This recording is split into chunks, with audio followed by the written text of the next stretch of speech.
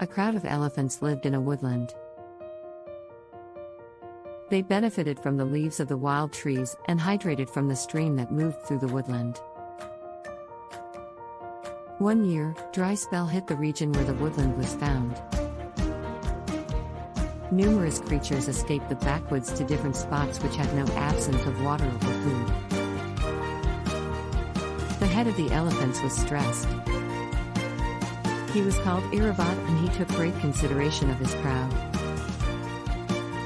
He sent his siblings to search for water. After a long inquiry, they found a lake at the furthest finish of the woodland. They chose to extinguish their thirst and scrub down there very morning. Presently, regular the crowd would go to the lake to wash and hydrate of the lake. On the way, they would pass a state of bunnies. They wouldn't focus on hairs on the ground. Along these lines, regular a few bunnies would be harmed or killed.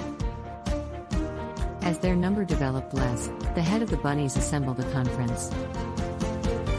"Dear family," he tended to his kindred friends, "we are mindful of how we are being killed by the careless elephants ordinary. We should consider a method for saving ourselves." Miku was a youthful and shrewd bunny. He said, "Sir, relax. Go as your courier and request that the elephants change the way they take to the lake." So with the pioneer's consent, Miku went as a courier. He detected the elephant crowd drawing closer and remained on the highest point of an enormous, high stone to save himself. At the point when the Iravat, the elephant chief, approached, he said, "Regarded sir, I'm Miku, a courier from the moon himself. The all-powerful moon has sent MC to you with a confidential message, so if it's not too much trouble, move to one side." At the point when Iravat approached, Miku said, "The lake where you go to wash and extinguish your thirst is a place with the moon.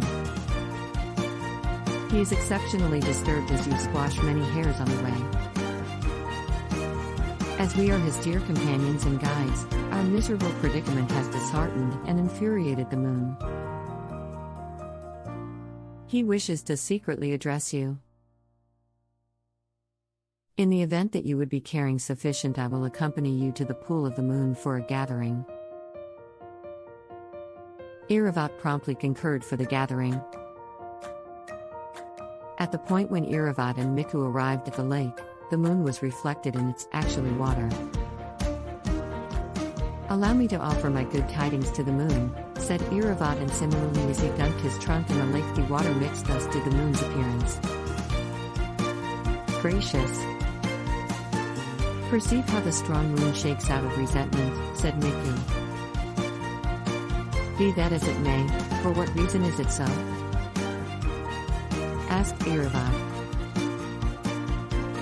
"You have rankled him significantly more by contacting the blessed water of the lake around evening time," answered Shweta. At this, Iravat said in a sad voice, "If it's not too much trouble, request that the moon excuse us. We will at no point ever come in the future to this lake, nor we will at any point hurt the bunnies, adored such a great amount by the moon." In this manner, Iravat left with an offer never to visit the pool of too much, and the hares lived securely and joyfully ever later. Moral: an untruth that saves many lives merits 1,000 bits of insight.